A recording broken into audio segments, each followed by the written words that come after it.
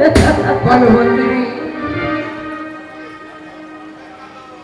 কি এমন কথা? তুমি কি মহারাজের কথায়, মহারাজের সাথে তুমি কি রাজি? মহারাজের কথা রাজি? মহারাজ আমার গর্ভের সন্তান নিতে চাই। তোমার সন্তান কি মহারাজের কোলে তুলে দিবে? না, আমি কেমন করে পারবো? আমি যে মা, তোমার কথা শুনে মনে হচ্ছে তুমিও বাবা।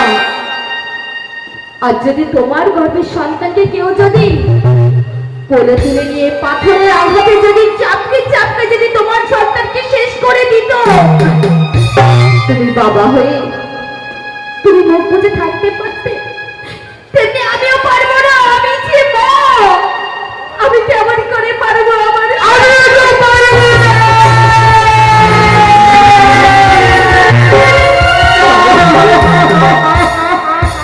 তবে তোমার কণ্ঠস্বর শুনে মনে হচ্ছে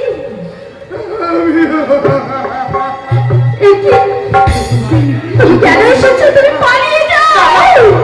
আমি পালিয়ে যাবো না। আমি যে কথা তোমাকে বলতে এসেছি, হয়তো শয়তানরা খুশি আসছে। তোমাকে খাবারের মধ্যে কালকে ধরে বিষ মিশ্রণ করে দিয়েছি। তুমিও খাবারে তুমি যেন সেবা করো না। তুমি সেবা করলে আর মারবে না। তুমি পালিয়ে যাও। তুমি পালিয়ে যাও। তুমি পালিয়ে যাও।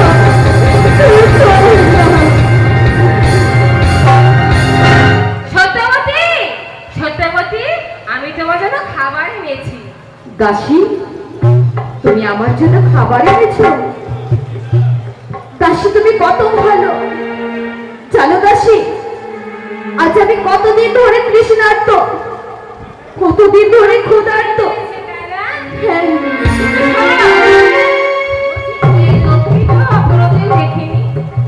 এই রক্ষী নতুন এসেছি।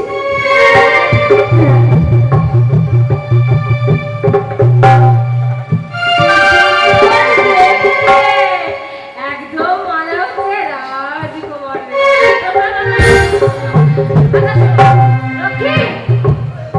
তুমি নতুন এসেছো? আমি নতুন এসেছি।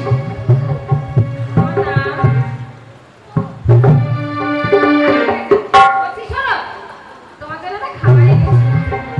নাও, নাও সত্যবতী, তুমি এবার খাবারগুলো খেয়ে নাও।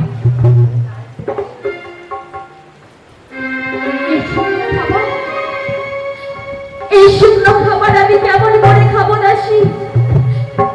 খাবার তুমি ঠিক দিয়েছো, কিন্তু জল কি তুমি আমার জন্য? ঠিক কথাই বলেছো, আমি তো জল আনিনি। বেশ বেশ সত্যবতী, তুমি একটুখানি দাঁড়াও, আমি তোমার জন্য জল নিয়ে আসছি। খাবারগুলো খেয়ে নেবে না কিন্তু, আমি জল নিয়ে আসবো। শোনো রাখি, আমি তোমাকে বলে রাখছি, দেখে রাখবে খাবারগুলো খাচ্ছে না ফেলে দিচ্ছে। ঠিক আছে, আমি যাবো আর আসবো।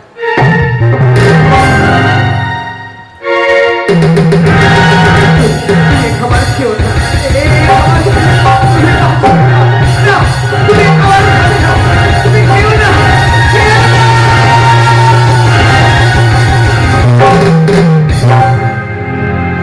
যদি দাসী জিজ্ঞেস করে খাবারগুলো কি করেছো, তুমি বলবে আমি সবগুলো তুমি আমি খাবার খেয়ে দিয়ে।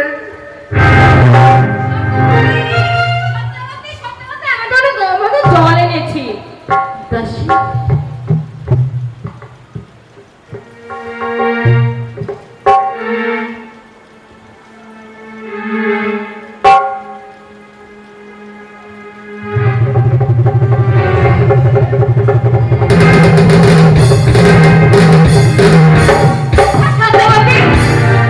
তুমি কি খাবারগুলো খেয়েছো না ফেলে দিয়েছো? হ্যাঁ, আমি খাবারগুলো সব খেয়ে নিয়েছি। আর যদি তুমি আমার কথা বিশ্বাস যদি না করো, তাহলে ওই রক্ষীকে তুমি জিজ্ঞেস করো আমি খাবারগুলো খেয়েছি কিনা। অবশ্যই করবো। আচ্ছা লক্ষ্মী, বলো বলো। তুমি কি দেখেছো আমি দেখেছি, ওকে খাবারগুলো খেয়েছে না ফেলে দিয়েছে? সবগুলো খেয়ে নিয়েছে। খেয়ে নিয়েছে। হ্যাঁ দাসী। বেশ, খাবার যখন খেয়ে ফেলেছে, তখন তোর সত্যবতী তুমি আমার সঙ্গে ওই কঙ্কার সরকার